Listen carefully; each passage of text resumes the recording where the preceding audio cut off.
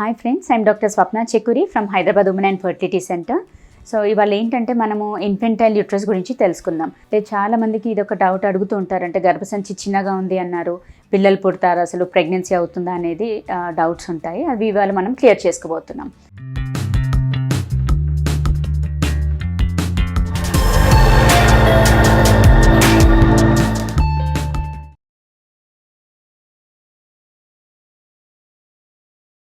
So మామూలుగా uterus size ఏంటంటే 2.5 into 3.5 into 4.5 inches. That's a normal size of the uterus.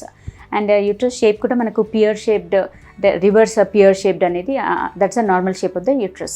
So basically uterus size దీనికంటే చిన్నగా ఉన్న వాళ్ళకి ఇన్ఫెంటైల్ యూట్రస్ అని రిపోర్ట్స్ చాలామందికి మనకి స్కాన్ రిపోర్ట్స్లో చూస్తుంటాం. ఇన్ఫెంటైల్ యూట్రస్ అయితే గర్భసంచి చిన్నగున్నంత మాత్రాన భయపడాల్సిన అవసరం లేదు. ఎందుకంటే చాలామందికి అసలు ప్రెగ్నెన్సీస్ వస్తుందా, డెలివరీలు అవుతాయా లేదా అనేది డౌట్స్ ఉంటాయి. So basically what are the causes అంటే ఇన్ఫెంటైల్ యూట్రస్ ఉండడానికి కాజెస్ ఏంటి? చాలామందికి ఏంటంటే లైక్ హార్మోనల్ ఇంబ్యాలెన్స్ అంటాము. కొందరికి ఏంటంటే పుట్టుకతోనే ఇన్ఫెంటైల్ యూట్రస్ అంటే యూట్రస్ గర్భసంచి చిన్నగా ఉన్నప్పుడు అంటే ఏజ్ మెచ్యూర్ అయ్యే కంటే ముందు ఉన్న సైజ్ ఆఫ్ ద యూట్రసే తర్వాత కూడా అదే సైజ్ మెయింటైన్ అవుతూ ఉంటుంది.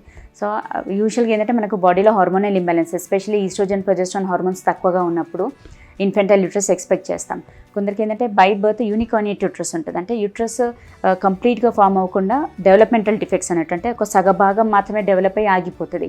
దాన్ని యూనికార్నియేట్ యూట్రస్ అంటాం. ఈవెన్ యూనికార్నియేట్ యూట్రస్ కూడా మనకు స్కాన్లో ఇన్ఫెంటైల్ యూట్రస్ అన్నట్టుగానే ఇస్తారు. కాకపోతే హౌ టు డిఫరెన్షియేట్ అంటే యూనికార్నియేట్ యూట్రస్లో ఏంటంటే సింగిల్ ట్యూబ్ సింగిల్ ఓవరీనే ఉంటుంది. బట్ వెరాజ్ ఇన్ఫెంటైల్ యూట్రస్లో ఏంటంటే 2 ట్యూబ్స్ ఉంటాయి, 2 ఓవరీస్ ఉంటాయి. కాకపోతే సైజ్ కంపారిటివ్గా చిన్నగా ఉంటుంది. సో ఇలా ఇన్ఫెంటైల్ యూట్రస్ ఉన్న వాళ్ళకు ప్రాబ్లమ్స్ ఏముంటాయి అంటే బేసికలీ అసలు ప్రెజెంటేషన్ వాళ్ళకు అంటే డాక్టర్ దగ్గరికి ఏ కంప్లైంట్స్తో వస్తారంటే యూజువల్గా they present to us with chance of like secondary amenorrhoea, అంటే పీరియడ్ వచ్చినట్టే వచ్చి లైట్గా కనిపించి ఆగిపోయింది, ఇంకా దాని తర్వాత మళ్ళీ పీరియడ్ స్టార్ట్ అవ్వలేదు అన్నట్టుగా వస్తారు. సో అలా ఉన్నప్పుడు మనం స్కాన్ చేసినప్పుడు ఇన్ఫెంటైల్ యూట్రస్ ఉంది అని అంటాం. దాంతోపాటు హార్మోనల్ ఎవాల్యుయేషన్ కూడా చూసుకుంటాం. అంటే హార్మోన్స్ కరెక్ట్గా ఉన్నాయా లేదా తక్కువగా ఉన్నాయా. And then third important thing is karyotyping. అంటే క్యారియోటైపింగ్ ఏంటంటే ఏమైనా జెనెటిక్ కాజెస్ ఉన్నాయా లేదా అనేది రూల్ అవుట్ చేసుకోవడానికి. So that's how they present us. And కొందరు ఏంటంటే ఇన్ఫర్టిలిటీ, అంటే లైక్ పీరియడ్స్ అనేది ఇర్రెగ్యులర్గా ఉన్నాయి, లైక్ 3-4 మంత్స్కి ఒకసారి రావడం అలా ఉంటుంది. అండ్ పీరియడ్స్ కూడా అడిక్వేట్ ఫ్లో ఉండదు వేరే వాళ్ళతో కంపేర్ చేసినట్టుగా. స్కాంటీ ఫ్లో చాలా కొద్దిగా, అంటే హార్డ్లీ హాఫ్ డేలో లేకపోతే 1 డే ఫ్లో ఉంటుంది, దాని తర్వాత ఆగిపోతుంది. అండ్ దెన్ వాళ్ళు ప్రెగ్నెన్సీ పరంగా ట్రై చేస్తున్నా కానీ ప్రెగ్నెన్సీ రావట్లేదు అన్న కంప్లైంట్తో వస్తారు. సో అప్పుడు మనం ఎవాల్యుయేట్ చేసినప్పుడు యూట్రస్ చిన్నగా ఉంటే ఇన్ఫెంటైల్ యూట్రస్ అనేది చెప్పబడుతుంది. బట్ దెన్ ఎగ్జాక్ట్ డయాగ్నోసిస్ ఎలా అంటే ఐదర్ బై అల్ట్రాసౌండ్, స్కాన్లో most of the times we can pick up. ఏమైనా డౌట్ ఉన్నప్పుడు ఏంటంటే ఎంఆర్ఐ పెల్విస్లో కూడా మనకు క్లియర్గా తెలిసిపోతుంది అంటే యూట్రస్ నిజంగానే చిన్నగా ఉందా లేకపోతే ఈజ్ ఇట్ యూనికార్నియేట్ యూట్రస్ అనేది. అండ్ థర్డ్ అండ్ ఫోర్మోస్ట్ అంటే కన్ఫర్మేటరీ టెస్ట్ ఈజ్ త్రూ లెప్రోస్కోపీ. కొన్నిసార్లు ఏంటంటే ఈవెన్ ఎంఆర్ఐలో కూడా ఇన్కన్క్లూజివ్ రిపోర్ట్ అన్నట్టుగా ఇస్తారు.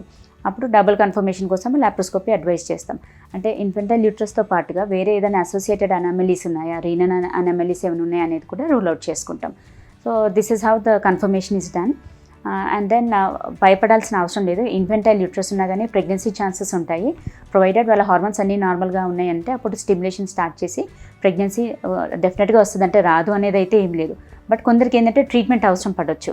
లైక్ లోపల పొర చాలా పలచగా ఉన్నప్పుడు అప్పుడు ఏంటంటే మనం పొర డెవలప్మెంట్ కోసం ఈస్ట్రోజన్ ప్రొజెస్ట్రాన్ కాంబినేషన్స్ ఇస్తాము, ఎగ్ డెవలప్మెంట్ కోసం మెడికేషన్ పెడతాము. అండ్ వన్స్ దే కన్సీవ్ అంటే ప్రెగ్నెన్సీ వచ్చాక ఏంటంటే కొన్ని జాగ్రత్తలు తీసుకునేది ఉంటుంది.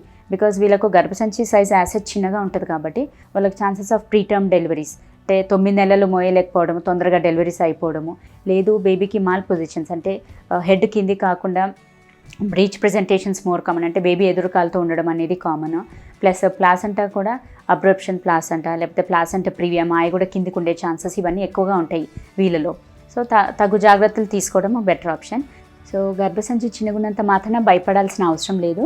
ఓన్లీ థింగ్ ఏంటంటే ప్రెగ్నెన్సీ వచ్చినప్పుడు మనకు ప్రొఫిలాక్టిక్గా సర్వైకల్ స్టిచ్ ఒకటి వేసుకుంటాము. అండ్ యాంటీనేటల్ విజిట్స్ కూడా కొంచెం ఫ్రీక్వెంట్గానే పిలుస్తుంటాం, అంటే వేరే వాళ్ళతో కంపేర్ చేస్తే. బికాజ్ వీళ్ళలో ఏంటంటే ఛాన్సెస్ ఆఫ్ ఐయుజిఆర్ కానీ ప్రీటర్మ్ డెలివరీస్ మోర్ కామన్ కాబట్టి కొంచెం క్లోజ్ యాంటీనేటల్ మానిటరింగ్ అవసరం పడుతుంది. And chances of caesarean section ఎక్కువగా ఉంటాయి బికాజ్ లో లయింగ్ ప్లాసెంటా అనేది more common and breech presentation అనేది మోర్ కామన్. తగు జాగ్రత్తలు తీసుకుంటే మనకంటే సేఫ్గా baby can be safe and even mother can be safe. So మనం ఇవాళ అంటే గర్భసంచి చిన్నగున్నంత మాత్రాన భయపడాల్సిన అవసరం లేదు. ఇవాళ దానికి తగ్గట్టుగా అంటే హౌ టు డయాగ్నోస్ అనేది తెలుసుకున్నాము, what are the precautions to be taken అనేది తెలుసుకున్నాం. Thank you.